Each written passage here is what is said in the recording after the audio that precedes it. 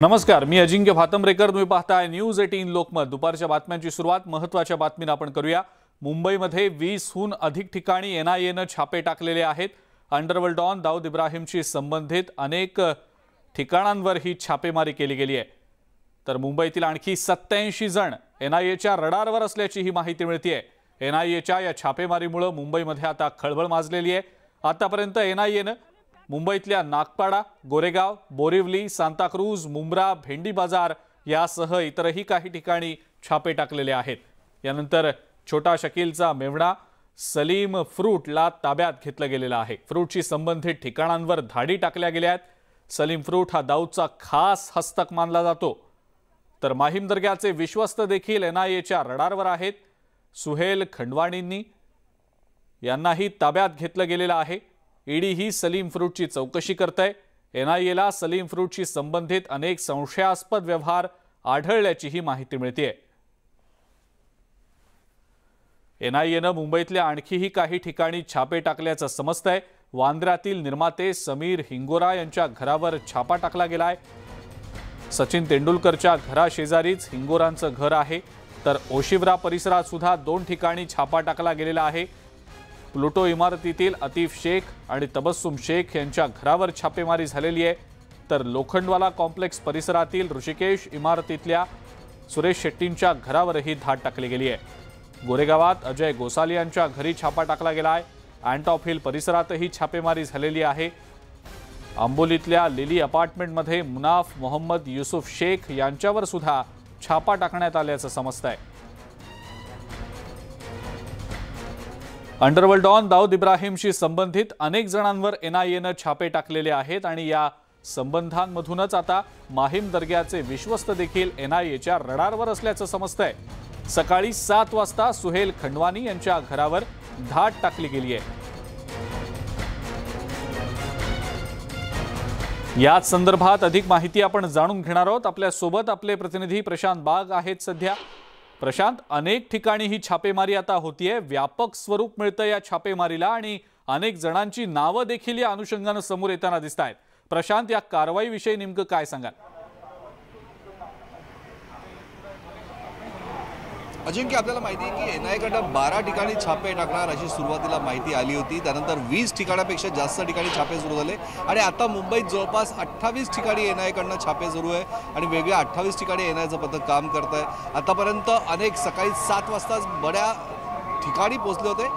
म्हणजे underworld don Dawood Ibrahim याच्या काळ्या धंद्याची जी पाळंमुळं मुंबईमध्ये पसरलेली आहे, ज्यामध्ये हवाल्याचं मोठं रॅकेट आहे, ड्रग पेडलरचं रॅकेट आहे, या सगळ्यांना हात लावण्याचं काम केलं जातं. अनेक बड्यांना हात लावला जातोय. मुंबईच्या अनेक भागामध्ये आपल्याला सुरुवातीला जी माहिती मिळते त्यानुसार बोरिवली, भेंडी बाजार, सांताक्रूज, नागपाडा या सगळ्याच ठिकाणी त्यांनी कारवाई सुरू केली होती. पण त्यानंतर याची कारवाई व्यापक वाढत गेली. खार या भागात सुद्धा पोहोचले. ओशिवरा, अँटॉप हिल या अनेक वेगळ्या भागांमध्ये पोहोचले आहेत. समीर हिंगोरा यांच्याकडे सुद्धा एनआयएचं पथक सकाळी 7 वाजेपासून होतं, जे सचिन तेंडुलकरच्या अत्यंत घराजवळ आहे.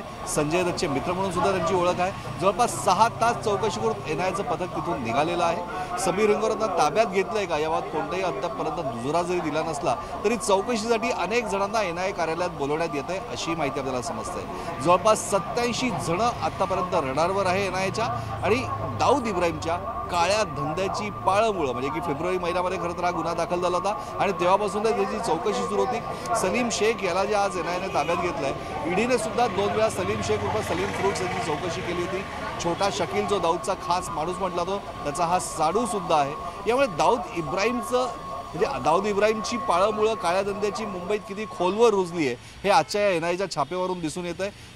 मोठी खळबळ आहे या छापेमारीने आणि विशेष म्हणजे एनआयएच्या अधिकाऱ्यांसोबत प्रत्येक छापेमारीच्या ठिकाणी सीआयएसएफचे जवान तर आहेच, पण त्याचबरोबर मुंबई पोलीस सुद्धा आहे. हे अत्यंत महत्त्वाचं मानलं जातं. अजिंक्य, बिलकुल बिलकुल प्रशांत. आणि यासोबतच जर आपण विचार केला तर अंबोली, ओशिवरा, लोखंडवाला यासारख्या भागात सुद्धा छापे टाकले गेले. त्या अनुषंगाने देखील काही माहिती समोर येते. याबद्दलचे अपडेट्स निश्चितपणे तुमच्याकडनं आम्ही जाणून घेणारच आहोत. पण या सगळ्या छापेमारीमध्ये जी एनआयएनं ही आज सकाळपासून सुरू केलेली आहे, यात एक महत्त्वाचं मोठं नाव समोर येत आहे, ते म्हणजे सलीम फ्रूट. हा सलीम फ्रूट नेमका कोण आहे, काय नेमकी पार्श्वभूमी आहे, ग्राफिक्सच्या माध्यमातून आपण यावर एक नजर टाकूया. सलीम फ्रूट हा छोटा शकीलचा मेव्हणा आहे. मलिक यांच्या अटकेपूर्वी सलीमची चौकशी झाल्याचं समोर येत आहे. पीएमएलए अंतर्गत ईडीनं सलीमचा जबाब देखील नोंदवल्याचं समोर येत आहे। शकीलच्या पाकिस्तानमधल्या घरी सुद्धा सलीमनं भेट दिल्याची माहिती मिळतेय। 2006 मध्ये सलीमची UAE मधून हकालपट्टी करण्यात आलेली होती। छोटा शकीलसाठी खंडणी वसुली करण्याच्या कामांमध्ये सलीम फ्रूट होता असं देखील समोर येतंय। 2006 मध्ये सलीम फ्रूटला अटक करण्यात आलेली होती, त्याच्यावर मोक्का देखील लावला गेलेला होता। 2010 पर्यंत सलीम जेलमध्ये देखील होता। सलीम फ्रूट हा हसीना पारकरचाही निकटवर्तीय असल्याची माहिती मिळालेली होती। हसीना पारकरच्या सेटलमेंटच्या धंद्यामध्ये सलीम मदत करत होता अशी देखील माहिती समोर येते। पुढची बातमी दिल्लीतली आहे। दिल्लीतल्या शाहीन बाग परिसरात कारवाई होताना दिसती आहे। अनधिकृत बांधकामांवर ही कारवाई झालेली आहे। या कारवाई दरम्यान नागरिकांकडून प्रशासनाला मोठ्या प्रमाणात विरोध केला गेला। मोठ्या प्रमाणावर पोलीस बंदोबस्त तैनात करण्यात आलेला होता। प्रशासनाच्या या कारवाईला विरोध करणाऱ्या काही महिलांना ताब्यात देखील घेतलं गेल्याचं समजतंय।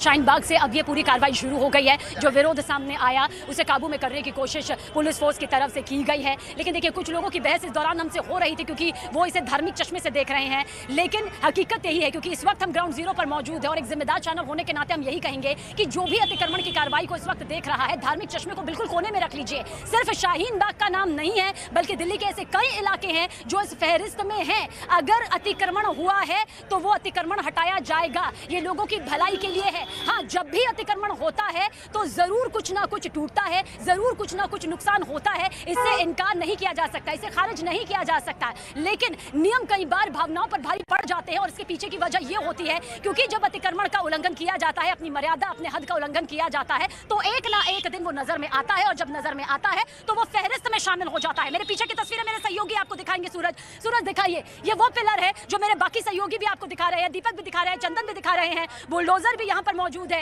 एक एक करके पिलर यहाँ पर उतारा गया है, यानी कि इस नींव को इस हद तक अभी फिलहाल हटा दिया गया है कि ये अतिक्रमण के दायरे में है और अब धीरे धीरे करके ये अतिक्रमण की जो प्रक्रिया है आगे बढ़ती हुई नजर आएगी। 5 मई को ये तस्वीर यहाँ पर नजर आ सकती थी। इस चिलचिलाती गर्मी के बीच में दिल्ली नगर निगम के कर्मचारी भी यहाँ पर मौजूद है, जो बुलडोजर के अंदर इस वक्त बैठे हुए हैं। वो भी एक्शन मोड पर है क्योंकि कभी भी उनको ये आदेश आ सकता है कि उनको बुलडोजर एक्शन में यहाँ पर लाना है। लेकिन जो पहलू हम सभी ग्राउंड जीरो से समझाने की कोशिश कर रहे हैं वो यही है कि किसी भी कार्रवाई को धार्मिक चश्मे से, मजहब के चश्मे से ना देखा जाए। किस तरह से इस वक्त शाहीन बाग सड़क पर उतरा हुआ है, ट्रैफिक को लेकर व्यवस्था जो है वो पूरी तरह से चरमराई हुई है, या फिर यूं कहिए कि इस तरफ की ट्रैफिक पर तो पूरी तरह से फुल स्टॉप लग गया है।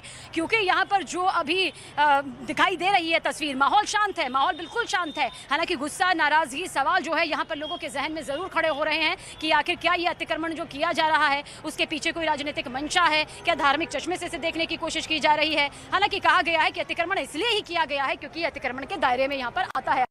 अभियान के तहत में जो मैप यहाँ पर जारी किया गया था साउथ एमसीडी की तरफ से, वो इलाका वो ये मौजूद था, उस इलाके में मौजूद जो दुकानें थी, जो एरिया था वो यहाँ पर बड़ा हुआ था। इसलिए तो आप देखिए किस तरह से सभी यहाँ पर दिखाई दे रहे हैं, पूरा हुजूम है और इन्हीं सभी से घिरा हुआ, इन्हीं लोगों से घिरा हुआ, पुलिस फोर्स से घिरा हुआ ये बुलडोजर भी इस वक्त आपके सामने मौजूद है। यानंतर पुढची एक महत्त्वाची मोठी बातमी आता आपण बघणार आहोत। मुख्यमंत्री उद्धव ठाकरे शिवसेनेच्या सगळ्या आमदारांची भेट घेणार असल्याची ही ब्रेकिंग न्यूज आहे। वर्षा या बंगल्यावर या बैठकीचं आयोजन करण्यात आलेलं आहे।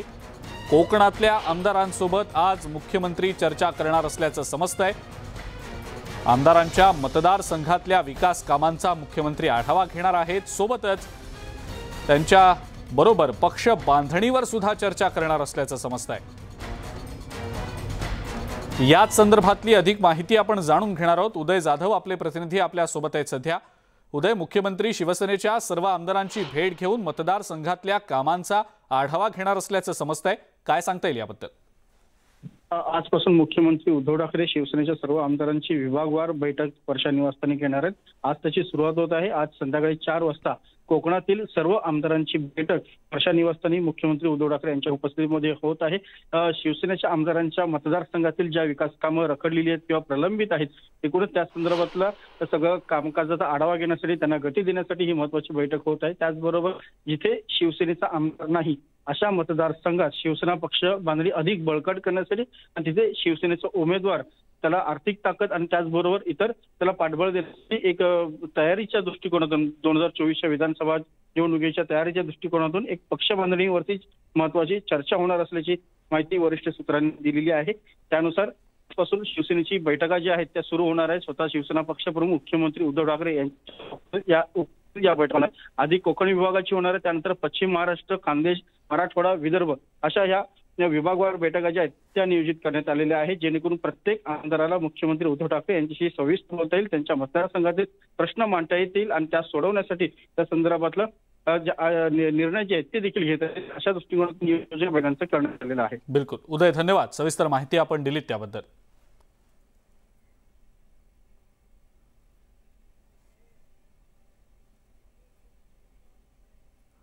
पुढची एक महत्त्वाची मोठी बातमी आता आपण बघणार आहोत। राणा यांना सरकारी वकिलांनी आता जी तक्रार दाखल केली होती या अनुषंगानं कोर्टानं नोटीस जारी केल्याचं समोर येत आहे। त्यामुळे राणांच्या अडचणी वाढणार असल्याचं दिसतंय। राणा दाम्पत्याला ही नोटीस जारी करण्यात आलेली आहे।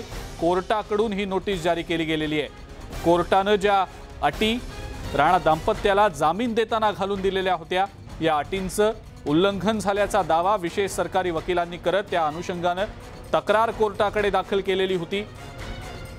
या तक्रारीच्या संदर्भात सुनावणी झाली। सुनावणीनंतर आता कोर्टानं ही नोटीस जारी केल्याचं समोर येत आहे। सरकारी वकिलांनी दाखल केलेल्या अर्जावर त्यांचं म्हणणं मांडण्यासाठी ही नोटीस आता मुंबई सत्र न्यायालयानं जारी केल्याची माहिती समोर येते। त्यामुळे आता राणा दाम्पत्याच्या अडचणी वाढणार की काय अशीच चर्चा सध्या सुरू आहे। अजित मांढरे आपले प्रतिनिधी आपल्या सोबत आहेत सध्या। अजित, राणा दाम्पत्याच्या अडचणी वाढण्याची शक्यता आहे का? काय नेमकी माहिती? नक्कीच त्यांच्या अडचणी वाढलेल्या आहेत, कारण का न्यायालयाने त्यांना नोटीस जारी केलेली आहे। त्यांचा जामीन जो दिला होता त्या जामिनामध्ये ही अट नमूद करण्यात आली होती की कोणत्या पद्धतीनं प्रसारमाध्यमांची संवाद साधू नये आणि जे प्रकरण सुरू आहे या प्रकरणावरती कोणते भाष्य करू नये, याचबरोबरीनं त्यांनी जे वक्तव्य केलेले आहे ते पुन्हा रिपीट करू नयेत। या सगळ्या गोष्टींमध्ये आपण जर पाहिलं तर न्यायालयाने ही गोष्ट या सगळ्या तक्रारींची दखल घेतलेली आहे। विशेष सरकारी वकील प्रदीप घरत यांनी एक 7 पानी त्यांचं म्हणणं जे आहे ते न्यायालयामध्ये मांडलेलं आहे।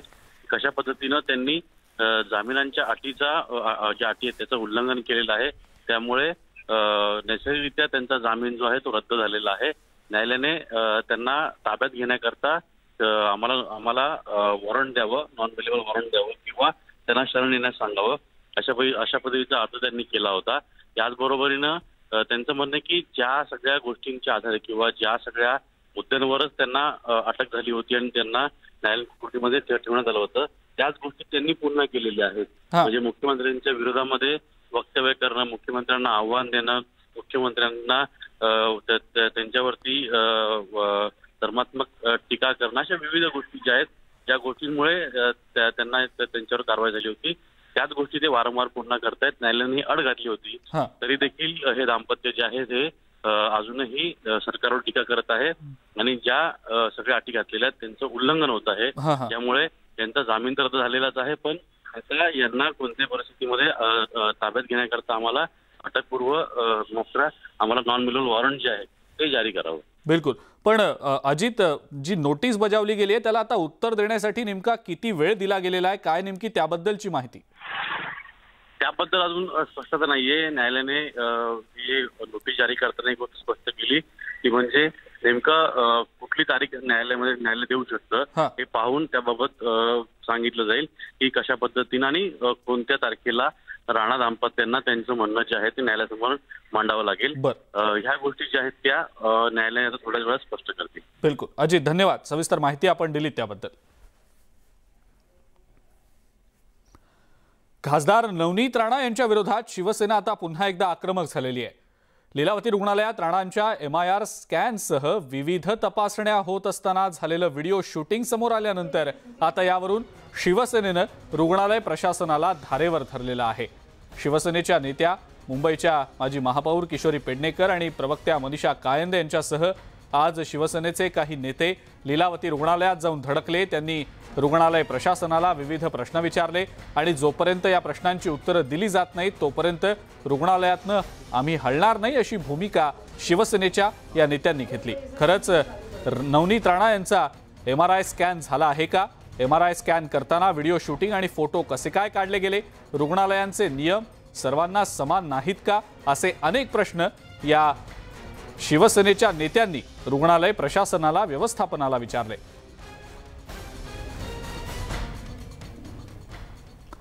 भाजपचे नेते किरीट सोमय्या यांनी शिवसेनेचे खासदार संजय राऊत यांच्या विरोधात नवघर पोलीस ठाण्यात अब्रू नुकसानीची तक्रार दिली आहे। संजय राऊत यांच्या विरोधात तक्रार दाखल करण्यासाठी किरीट सोमय्या आपल्या पत्नी मेधा सोमय्या आणि मुलगा नील सोमय्यांसह पोलीस ठाण्यात गेलेले होते।